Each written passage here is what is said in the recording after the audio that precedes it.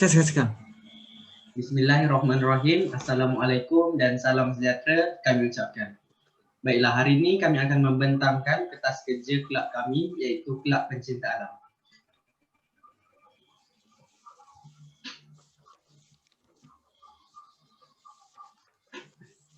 Nama saya Muhammad Zamri bin Karmi, nombor matrik 203999 dari Bachelor Science dengan Pendidikan Fizik.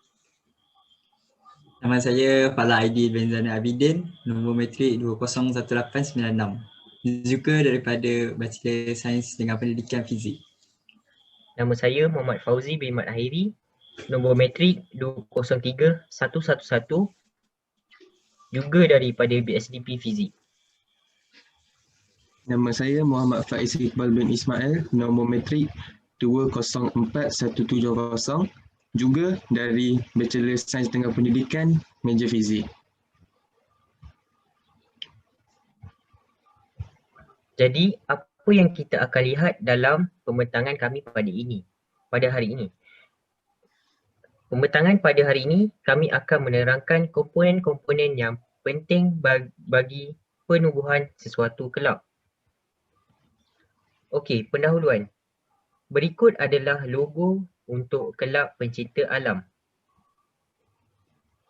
Untuk moto Kelab Pencinta Alam ini pula adalah kelestarian alam, kepentingan sejagat. Misi untuk Kelab Pencinta Alam ini adalah memastikan alam kita dihargai oleh semua masyarakat. Dan visi untuk kelab ini adalah menjadi organisasi yang cemerlang dan melahirkan modal insan yang hebat. Baiklah, untuk analisis keperluan ini bertujuan untuk mendapatkan analisis serta pandangan daripada orang ramai mengenai penubuhan kelab pencinta alam. Baiklah, analisis keperluan ini terbahagi kepada 3 bahagian, iaitu bahagian A, latar belakang responden, bahagian B, pengetahuan responden tentang mencintai alam, dan seterusnya bahagian C, iaitu pandangan tentang penubuhan kelab pencinta alam. Baiklah, kita bergerak kepada bahagian A, soalan pertama, iaitu jantina responden.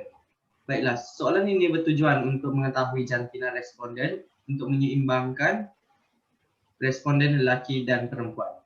Baiklah, dalam soalan ini kami mendapati bahawa sebanyak 25 responden iaitu lelaki dan 32 orang responden perempuan, dan keseluruhan responden yang mengisi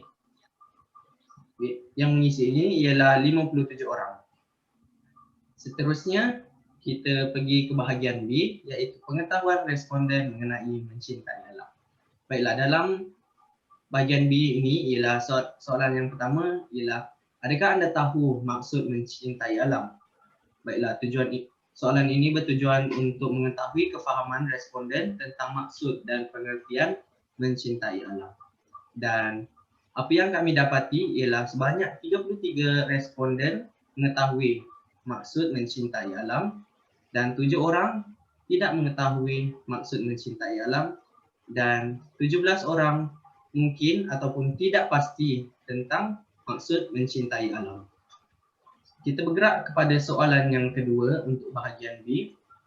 Adakah anda pernah menjalankan aktiviti atau beach blogging?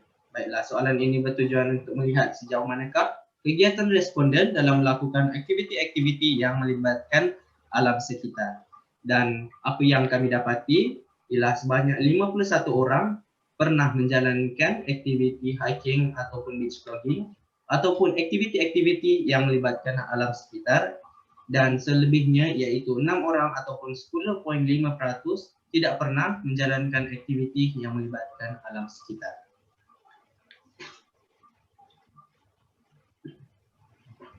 Okey, untuk soalan seterusnya adalah, apakah faktor yang mendorong anda untuk melakukan aktiviti tersebut?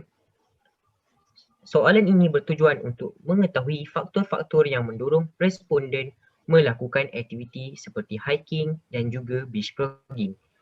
Okey, kita lihat graf tersebut di mana 29 orang responden telah memilih faktor kelab adalah yang mendorong untuk melakukan aktiviti tersebut, di mana jumlah yang paling sedikit adalah tiada faktor.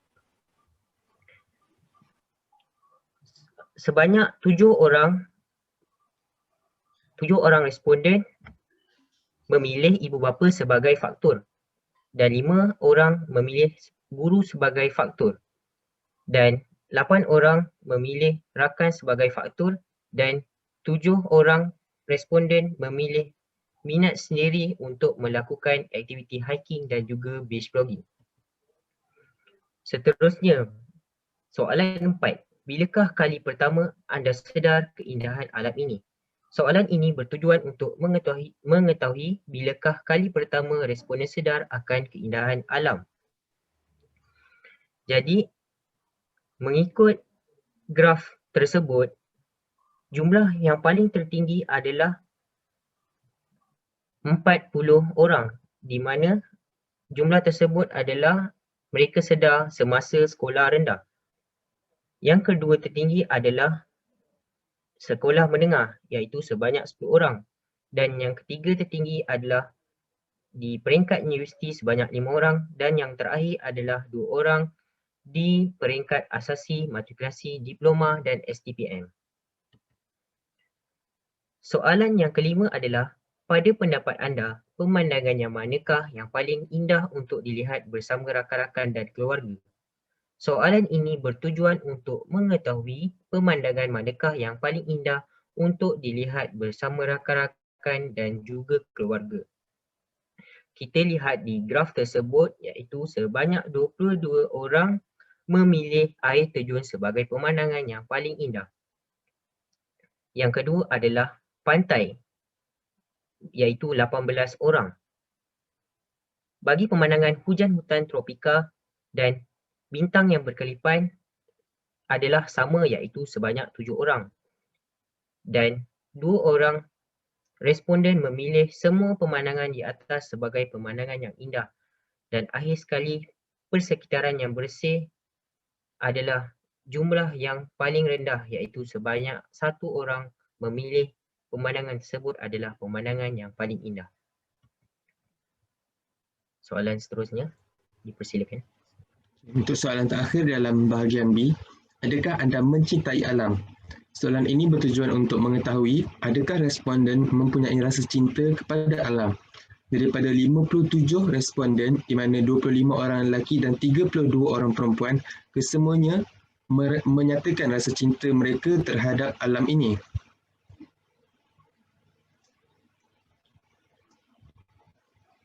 Dalam bahagian C pula, di mana kita ingin mengetahui pandangan tentang penubuhan kelab pencipta alam. Soalan pertama yang diajukan adalah pada pandangan anda, wajarkah kelab pencipta alam ini ditubuhkan di sekolah? Soalan ini bertujuan untuk mengetahui pendapat responden mengenai kewajaran kelab ini ditubuhkan di sekolah. Dan daripada sama seperti soalan berikutnya, daripada 57 responden di mana 32 orang perempuan dan 25 orang lelaki, kesemuanya menyatakan kewajaran kelab ini untuk ditubuhkan di sekolah.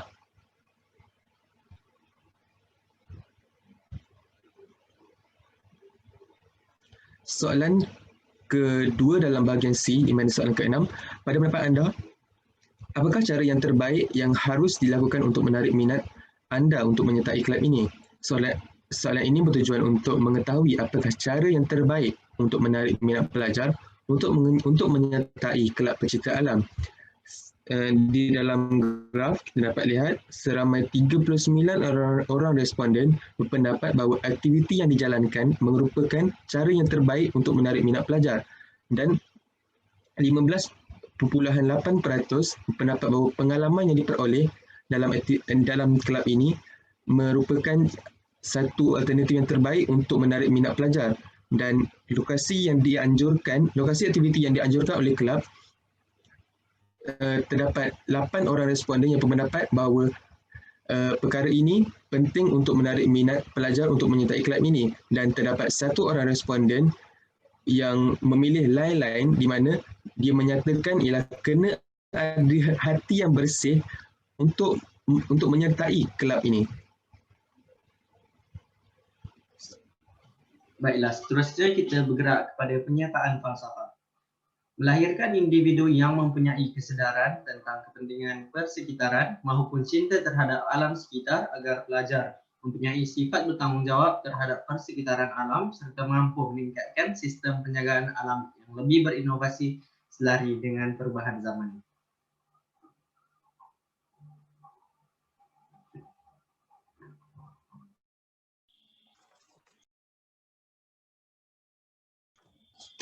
Terdapat 4 konsep program yang digunakan dalam penubuhan kelab ini, iaitu kelab pencinta alam. Konsep yang pertama adalah menggunakan kaedah pendekatan teknikal saintifik. Pendekatan ini pada dasarnya untuk melihat perkembangan kurikulum sebagai satu pelan atau rancangan yang menyusun persekitaran pembelajaran dan menyelaraskan unsur-unsur sumber tenaga manusia, bahan-bahan dan juga peralatan. Dengan menggunakan pendekatan ini, objektif-objektif dapat dicapai dengan jayanya. Seterusnya, konsep ilmu sebagai sumber reka bentuk. Ilmu tentang kepentingan dan cara menjaga alam sekitar merupakan sumber reka bentuk bagi kurikulum ini. Ilmu tentang kepentingan dan cara menjaga alam sekitar yang ditekankan akan membuka sudut pandangan yang baru buat para pelajar. Pelajar akan berpeluang untuk mempelajari segala apa yang seharusnya dipelajari untuk menjaga alam sekitar. Konsep yang seterusnya adalah pendidikan diterapkan melalui pelaksanaan mentor-mentee dan pelibatan aktiviti.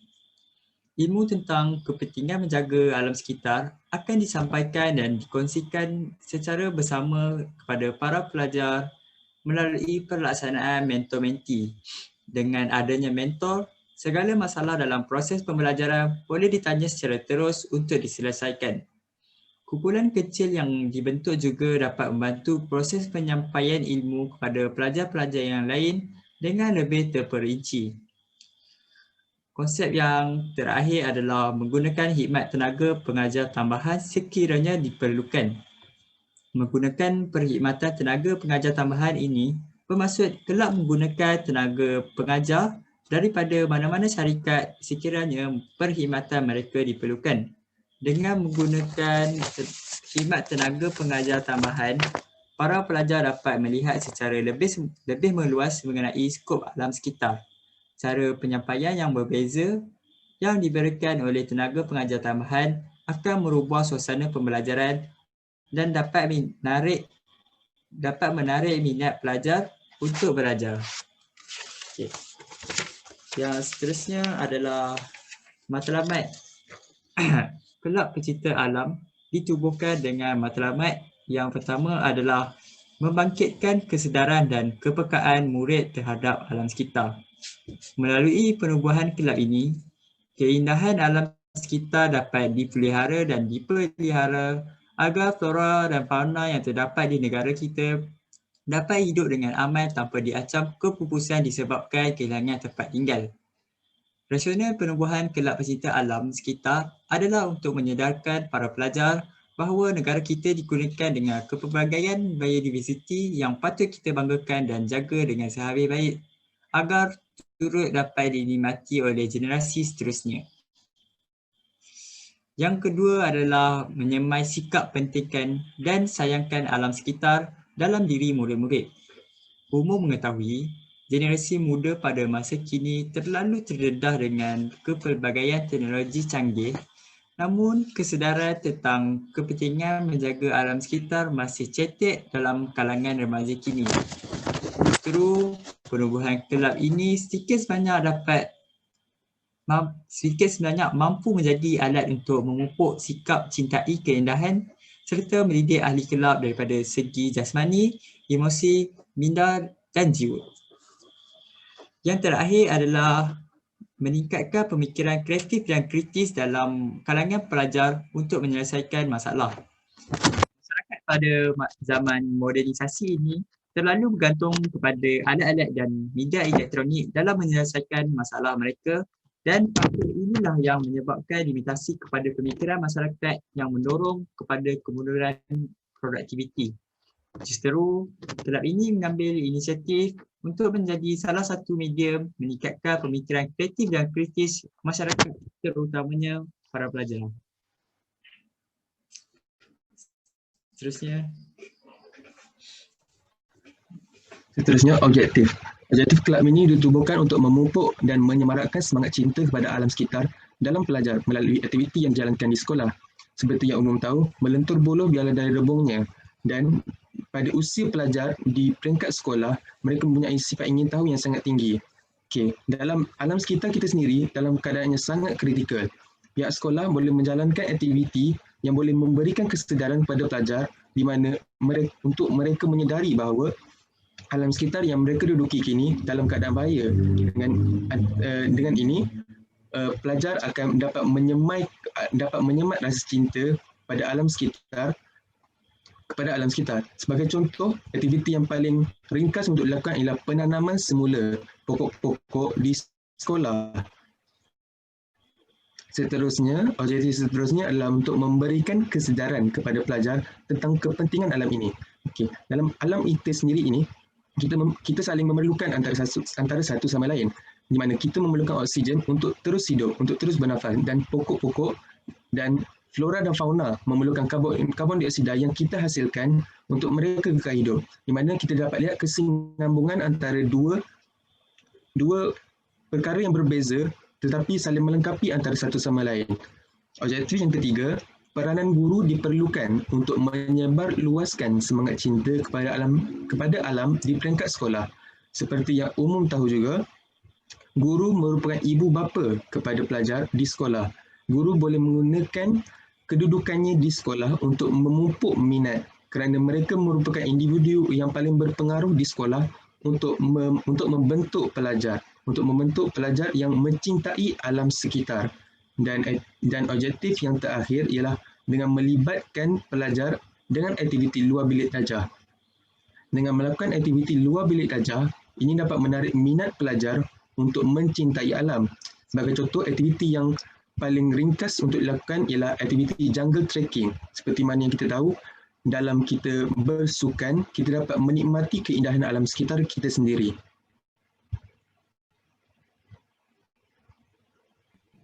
Okey, yang ketujuh adalah pengalaman pembelajaran. Yang pertama adalah terbahagi kepada dua, iaitu isi kandungan dan aktiviti pengajaran dan pembelajaran. Kedua-dua bahagian ini amat penting dalam usaha mencapai misi dan visi dan juga membuktikan penyataan falsafah yang dipegang dalam kelab ini adalah benar dan tepat. Yang kedua adalah pengalaman yang diperoleh oleh setiap ahli kelab. Jadi, dalam suatu kelab, pengalaman yang diperoleh adalah perkara yang penting kerana jika suatu kelab itu memberikan impak atau input yang baik kepada ahli kelab, maka sesuatu kelab itu telah berjaya dan boleh ditubuhkan di sekolah. Yang ketiga adalah perubahan tingkah laku dalam ahli kelab. Mungkin kita melihat luaran kesemua pelajar ataupun kesemua ahli kelab adalah sama, tetapi pengalaman yang diperoleh atau input yang diperoleh dan melakukan aktiviti kelab adalah berbeza. Jadi di situ pengalaman pembelajaran adalah sangat penting bagi sebuah kelab. Yang ke-8 adalah isi kandungan yang di mana terbahagi kepada 3, iaitu pengetahuan, kemahiran dan juga nilai.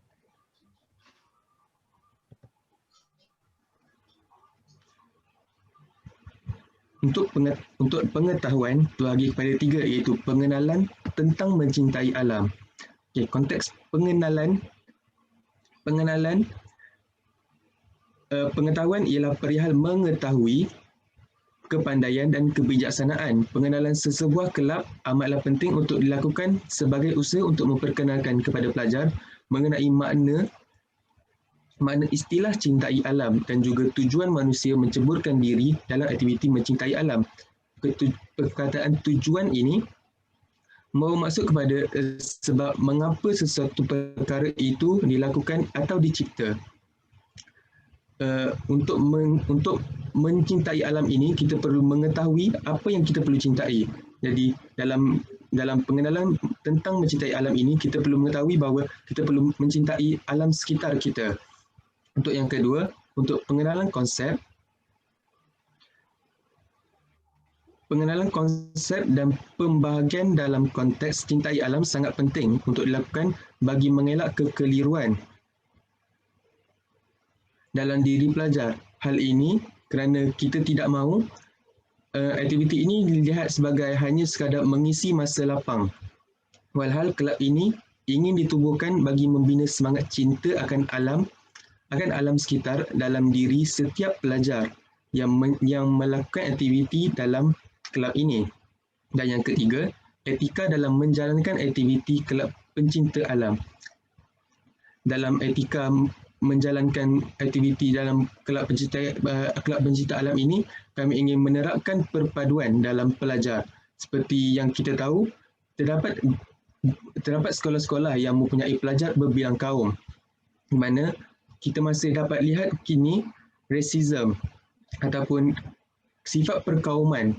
Jadi kami ingin kelab ini bertujuan untuk memupuk satu perpaduan yang baik walaupun dalam berbeza agama dan budaya, menyatupadukan mereka agar dapat menjadi masyarakat yang lebih baik selari dengan gagasan bekas Perdana Menteri kita Datuk Seri Najib, iaitu Satu Malaysia. Baiklah, kita teruskan dengan kemahiran. Untuk kelab pencinta alam, kita terdapat beberapa kemahiran yang pelajar akan peroleh. Dan di sini kami akan memfokuskan kepada 3 kemahiran utama, iaitu kemahiran berfikir, kemahiran kepimpinan, dan kemahiran berkomunikasi. Kita bergerak kepada kemahiran berfikir. Baiklah. Pelajar-pelajar yang menguasai kemahiran berfikir juga tentu akan berfikir dengan lebih rasional sesuai dengan semua perkara dan keadaan. Pelajar akan berfikir terlebih dahulu sebelum sesuatu tindakan itu dibuat. Dengan ini, kemahiran berfikir akan mampu memandu pelajar menggunakan ilmu yang baik dan menghasilkan idea-idea yang bernas, pendapat yang jitu, dan pandangan yang kritis dan kreatif. Baiklah, bagaimana kemahiran berfikir ini mampu lahir dalam diri pelajar? Secara umumnya, kemahiran berfikir ini akan dapat dipupuk dalam diri ahli kelab apabila pelajar membuat aktiviti dan belajar lebih mendalam mengenai keindahan dan kepentingan alam itu sendiri. Pelajar akan lebih terbuka dengan segala perkara yang mereka akan jumpa dan pelajari.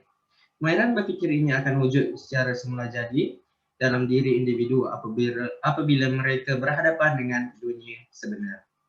Seterusnya ialah kemahiran kepimpinan. Bukan sahaja diajar, tetapi kemahiran ini juga akan muncul apabila pelajar-pelajar mengendalikan sesuatu aktiviti dalam kalangan mereka. Apabila pelajar berbincang untuk mencari aktiviti yang sesuai untuk kelab, mereka akan berbincang dan akan melahirkan semangat kepimpinan untuk memimpin sesama mereka untuk menghasilkan idea yang lebih bernas. Baiklah, kemahiran yang terakhir iaitu kemahiran berkomunikasi. Kenapa perlunya kemahiran berkomunikasi ini? Ialah kemahiran berkomunikasi verbal secara bersemuka ini sentiasa menjadi kemahiran yang sangat penting dalam melahirkan pelajar yang berketerampilan unggul. Kemahiran berfikir ini adalah satu faktor yang akan menjadikan seseorang itu kelihatan lebih berkarisma dan berkeyakinan tinggi. Tambahan pula, faktor inilah yang akan menjadi pendorong utama yang dapat menentukan kebolehpasaran para pelajar pada masa yang akan datang. Baiklah, bagaimana kemahiran berkomunikasi ini mampu wujud dalam diri ahli kelab itu? Kemahiran berkomunikasi secara efektif ini mampu lahir dalam diri individu yang sentiasa aktif dalam aktiviti kelab ini. Hal ini demikian kerana dalam bergiat aktif dalam aktiviti kelab, pelajar akan berjumpa dan berurusan dengan ramai pihak seperti rakan sekolah, guru dan juga pihak luar. Apabila perkara sedemikian berlaku, secara tidak langsung pengalaman individu dalam berinteraksi dengan orang ramai akan bertambah dan mereka akan belajar bagaimana untuk berkomunikasi dengan baik dan efektif dengan orang ramai pada masa yang akan datang.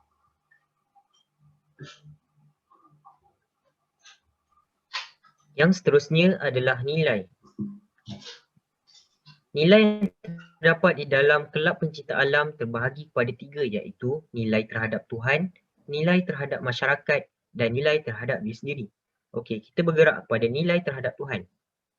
Aktiviti di dalam kelab pencipta alam menyediakan laluan yang membolehkan ahli-ahli merasai nilai ketuhanan.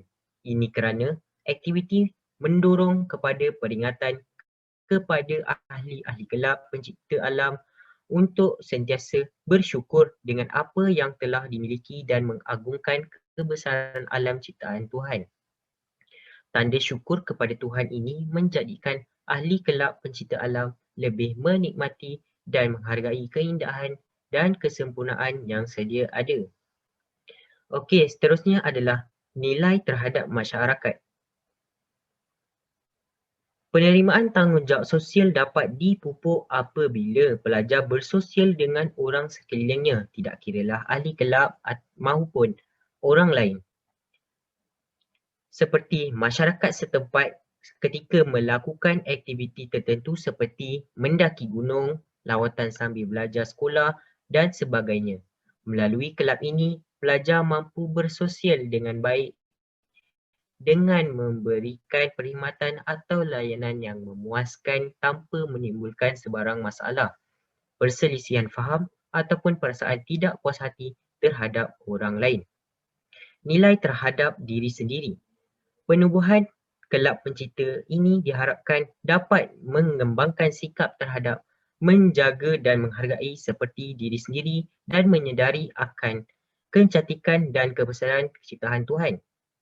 Sikap terhadap diri sendiri ini meliputi nilai rajin, nilai keberanian, nilai tidak mudah berputus asa dan nilai kerjasama antara ahli kelab. Nilai yang disenaraikan akan dapat dipupuk melalui aktiviti yang dijalankan sepanjang minggu. Okey, yang ke-9 adalah aktiviti pengajaran dan pembelajaran. Jadi, pada minggu pertama, kami akan mengadakan minggu pengenalan. Pada minggu ini, sesi pengenalan kelab kebiasaannya dilaksanakan pada awal perjumpaan kelab atau perjumpaan pertama.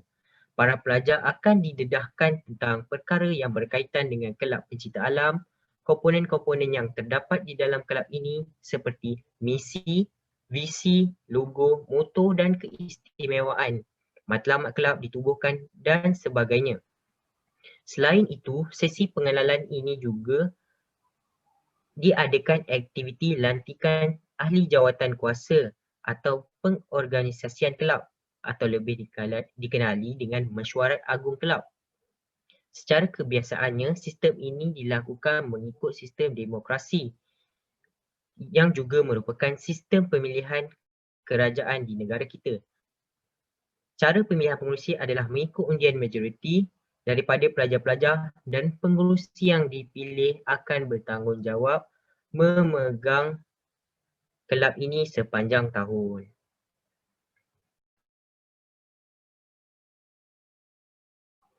Baiklah, untuk minggu kedua iaitu pendedahan tentang kepentingan alam.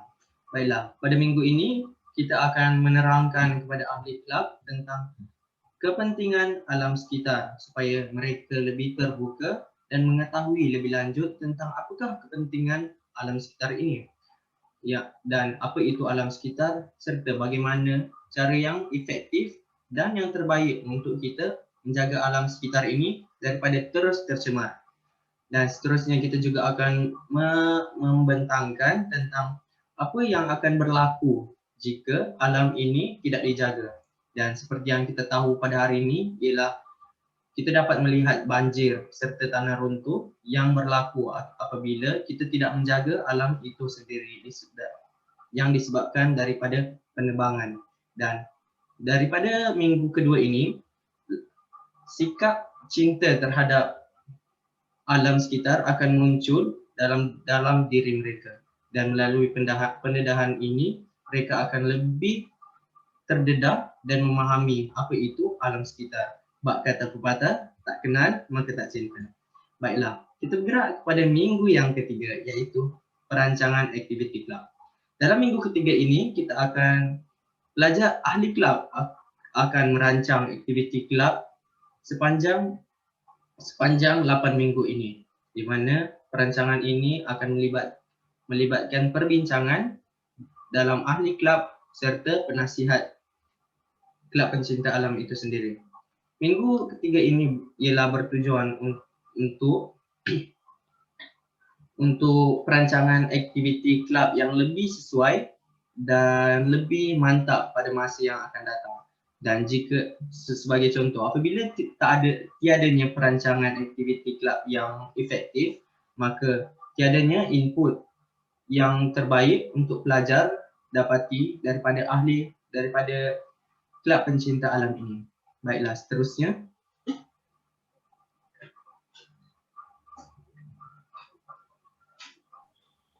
Seterusnya adalah pada minggu keempat akan dilakukan aktiviti yang pertama, iaitu aktiviti beach vlogging. Aktiviti vlogging adalah gabungan daripada dua aktiviti, iaitu jogging dan juga mengutuk sampah. Aktiviti vlogging ini mendatangkan banyak manfaatnya jika dilakukan.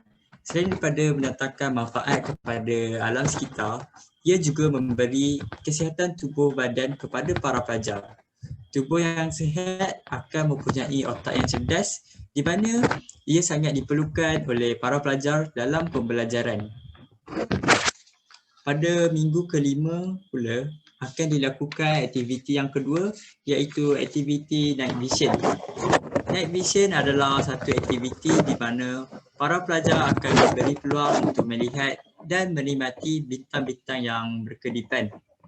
Rasional daripada melakukan aktiviti ini adalah para pelajar dapat menikmati keindahan ciptaan Tuhan dan akan lebih untuk menghargainya.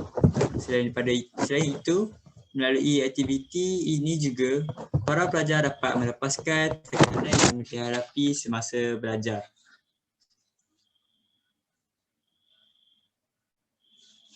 Seterusnya.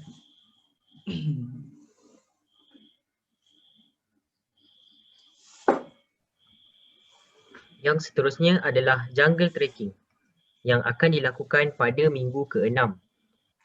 Jungle trekking semestinya sudah tidak asing lagi dalam kalangan masyarakat kita yang menyukai aktiviti yang mencabar ataupun ekstrim. Pada minggu ini, pelajar akan dibimbing oleh pelatih yang terlatih untuk aktiviti ini. Kerana aktiviti ini sangat berbahaya kerana kita merentasi hutan.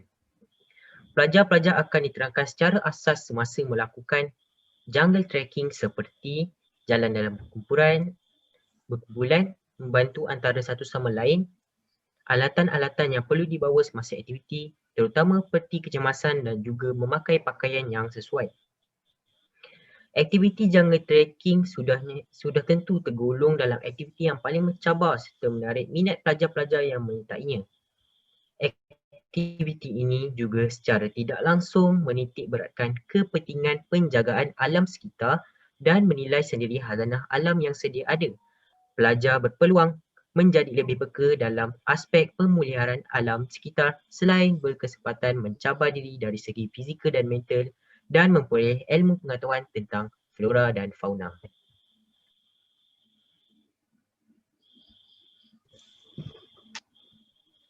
Aktiviti minggu ke-7 iaitu aktiviti berbasikal. Dalam minggu ini, pelajar dapat merasai pengalaman berbasikal dalam jarak yang jauh. Tidak lupa aspek keselamatan yang sangat penting. Seorang pelatih yang profesional akan sentiasa membimbing pelajar dan memberi penerangan mengenai asas-asas dalam menjalankan aktiviti berbasikal ini. Penerangan secara menyeluruh akan diberikan oleh pelatih agar pelajar dapat memahami tentang aktiviti berbasikal ini dan dapat mengalami pengalaman yang terbaik sepanjang menjalankan aktiviti berbasikal ini. Seperti yang sedia maklum, aktiviti berbasikal ini memerlukan kekuatan mental dan fizikal yang sangat tinggi serta keazaman yang tinggi juga. Aktiviti berbasikal ini sangat penting untuk pelajar kerana dalam badan yang cergas semestinya mempunyai otak yang cerdas. Di samping itu, dalam melakukan aktiviti berbasikal ini,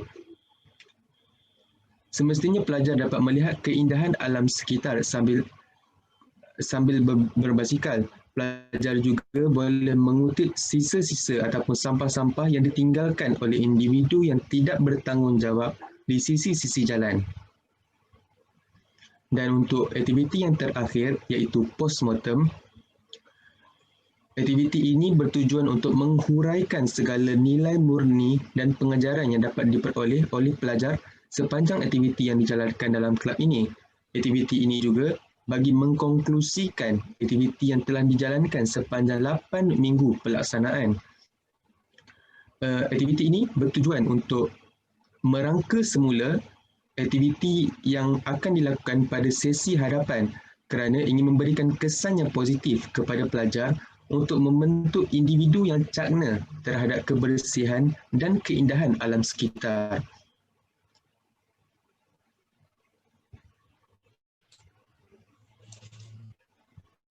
Seterusnya kita bergerak pada organisasi pengalaman dan pembelajaran. Dalam proses pengorganisasian pengalaman pembelajaran, aspek dimensi kurikulum perlu diambil kira iaitu daripada segi skop, penyepaduan, urutan, kesinambungan dan juga keseimbangan. Bagi dimensi yang pertama iaitu dimensi skop, aspek skop dapat dilihat melalui isi kandungan dalam proses pengajaran dan pembelajaran. Proses pengajaran dan pembelajaran itu sendiri di mana ia menekankan aspek pengenalan kepada alam sekitar. Seterusnya iaitu dimensi penyepaduan. Dalam menyepadukan ilmu tentang alam sekitar, pengalaman dan pembelajaran melalui pengalaman pelajar dengan masyarakat sekitar. Aspek penyepaduan ini dapat mengaplikasikan teori yang dipelajari dalam situasi sebenar. Seterusnya dimensi urutan. Organisasi pengalaman dan pembelajaran ini disusun daripada ilmu yang mudah kepada yang lebih sukar. Seterusnya dimensi kesinambungan. Bagi mengelakkan kesedaran tentang kepentingan alam sekitar ini dilakukan oleh para pelajar, pelbagai aktiviti berkaitan alam sekitar seperti forum, dengan pidato dilaksanakan bagi menegakkan aspek kesinambungan. Akhir sekali ialah dimensi keseimbangan.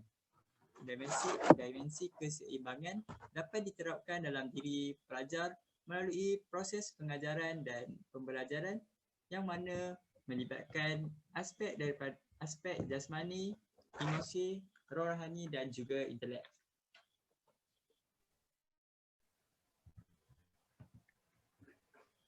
Okey, yang terakhir adalah kaedah penilaian. Okey, kaedah penilaian ni kita menggunakan dua kaedah iaitu kaedah formatif dan sumatif. Di mana yang pertama adalah kaedah formatif, kita boleh mengubah suatu kurikulum itu semasa ataupun sedang dijalankan. Di mana untuk mengubah kurikulum tersebut dengan kadar segera. Dan kaedah yang kedua adalah kaedah sumatif di mana penilaian ini dilakukan apabila kurikulum itu sudah berakhir. Kaedah ini digunakan untuk mengubah kurikulum itu pada masa akan datang. Jadi, untuk kaedah penilaian untuk ahli kelab dalam kelab pencipta alam ini, yang pertama adalah kami mengambil 30% daripada kehadiran ahli kelab dan penglibatan mereka. Penglibatan mereka di dalam kelas kami mengambil sebanyak 15% dan penglibatan di luar kelas kami mengambil sebanyak 15%. Yang keempat adalah pertandingan atau kerja berkumpulan antara ahli kelab di mana kami mengambil sebanyak 30%. Dan yang terakhir adalah kuis sebanyak 10% di mana kami ingin menguji kefahaman dan pengetahuan kepada ahli-ahli kelab tentang kelab pencipta alam ini. Okey, sekian saja daripada kami. Sekian, terima kasih. Jika ada soalan, boleh diajukan dalam grup WhatsApp.